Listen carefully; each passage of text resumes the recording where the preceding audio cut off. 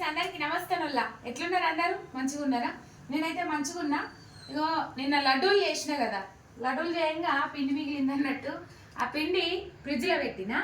ఇక ఎందుకు ఫ్రిడ్జ్లో పెట్టినా అంటే నిన్న యాస్ట్ వచ్చింది ఒకటి, ప్లస్ బొందు కొట్టుడు యాస్ట్ వచ్చింది. మళ్ళీ చక్కెర సరిపోతుందో లేదా అనే డౌట్ ఉండే, అందుకని ఇక రేపు పకోడా వేసుకోవచ్చు అని చెప్పేసి నిన్న ఫ్రిడ్జ్లో పెట్టినా మూత పెట్టి. అందుకని ఇగో ఇంట్లో ఉల్లిపాయలు కోసిన వేసిన, ఇది స్పెషల్ అన్నట్టు ఇవాళ.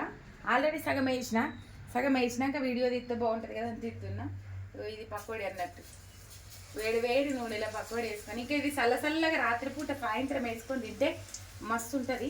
కానీ ఇలా బీరకాయ కూర కాంబినేషన్ సూపర్ ఉంటుంది. ఎందుకో బీరకాయ కూరలా అది సొరకాయ కూరలా శనగపిండి కాంబినేషన్ కమ్మగా అనిపిస్తుంది ఎందుకో. అందుకని పకోడీ వేసిన.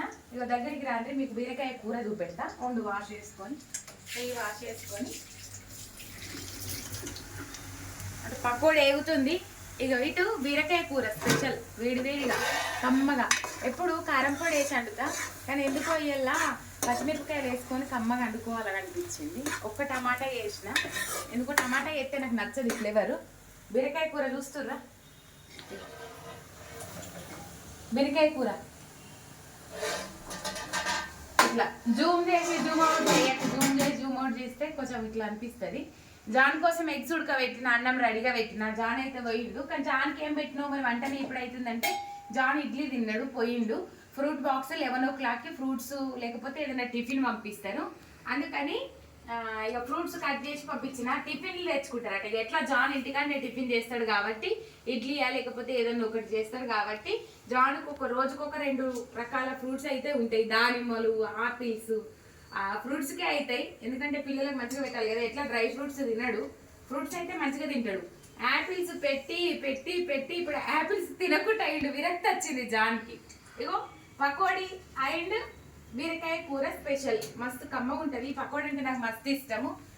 మీరు ఎప్పుడన్నా వేసుకుంటారా ఇట్లా? ఉల్లిపాయ పకోడీ మంచిగా ఉంటుంది. ఉల్లిపాయల పకోడీ ఊళ్ళే చిన్నప్పుడు పెడితే 10 రూపాయలకు పోయి కొనుక్కొచ్చుకునేది, కమ్మగా అనిపించేది.